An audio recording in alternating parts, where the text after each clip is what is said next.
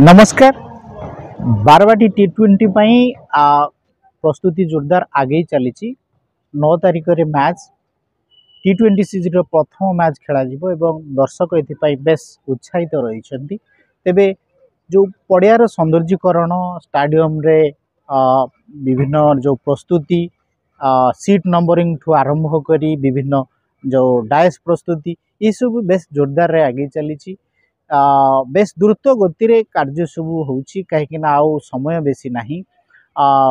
कहीं स्टाडियम को दिने बा 2 दिन पूर्वर विषय को हस्तांतर करिया पड़िबो ता पूर्वर ये सब कार्य शेष होबार अछि तेणु कार्य प्रतिदिन माने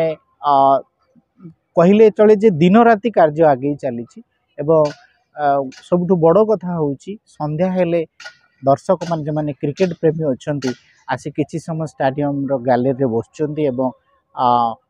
जो कौन प्रस्तुति चली से माने बसी देखुचंती तेबे आज आम संध्यार बारवाटी स्टाडियम रे अच्छू एवं पिच को आम जहाँ देखु पिच को पूरा घोड़े रखा जाइए एवं फ्लड लाइट गोटे फ्लड लाइट जलुची जो फ्लड लाइट रे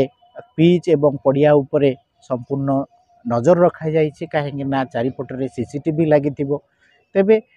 एबे भी काम विभिन्न कार्य जो सफेई कार्य एवं विभिन्न जो सौंदर्यकरण कार्य रही से गुड़ चली कहीं समय स्वल्पता हेतु आउ माने विलंब जो करी हब नहीं सेथि पई कि कार्य बेस द्रुत गति आगे चली तेबे दर्शकों जो 40-44 हजार दर्शक एठी बसी मैच देखिए से समस्त प्रस्तुति एठी